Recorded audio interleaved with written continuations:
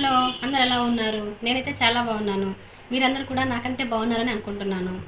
ఈరోజు మనం మామిడికాయ పులిహోర ఎలా తయారు చేసుకోవాలో చూద్దాం. మామిడికాయ పులిహోర చేయడానికి మనకు కావలసిన పదార్థాలు: ఆయిల్, రైస్, మామిడి తురుము, తాలింపు గింజలు, ఉప్పు, పల్లీలు, కరివేపాకు, పచ్చిమిర్చి, ఎండుమిర్చి, పసుపు. మామిడికాయ పులిహోర మనం తయారు చేయాలనుకుంటే రైస్ వేసి, వేడివేడి రైస్ అండి, దాని మీద మనము మామిడి తురుముని పరిచేయాలి.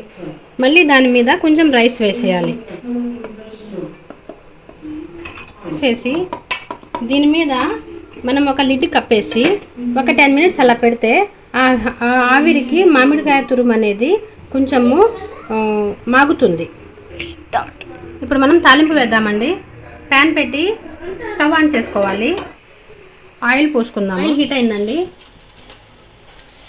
ఎండుమిర్చి వేసుకుందాము. తాలింపు గింజలు వేద్దామండి.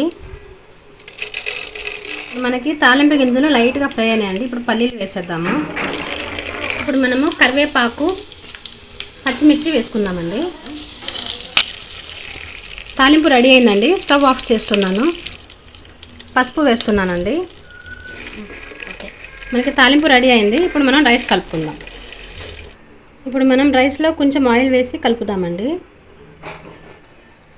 కొంచెం ఉప్పు వేస్తున్నానండి. రైస్ని మామిడికాయ తురుము కలిసేలాగా కలుపుకుందాం. ఇప్పుడు మనము పోపు వేసుకుందామండి. దీంట్లో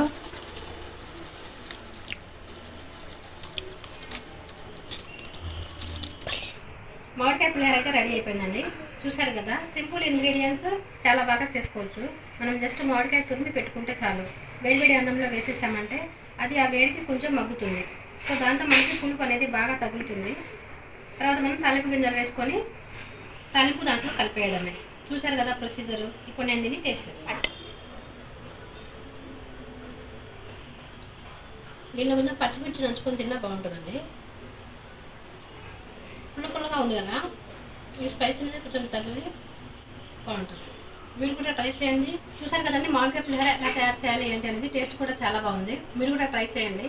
నా ఛానల్ని లైక్ చేయండి, షేర్ చేయండి, సబ్స్క్రైబ్ చేయండి. పక్కనే ఉన్న బెల్ ఐకాన్ని క్లిక్ చేయండి. మీరు లైక్ కొడితే మీకు ఈ రెసిపీ వచ్చి ఉండొచ్చు, బట్ రాని వాళ్ళు ఎవరైనా నేర్చుకుంటారు కదా. సో లైక్ చేయడం మాత్రం మర్చిపోవద్దు ప్లీజ్. Thank you.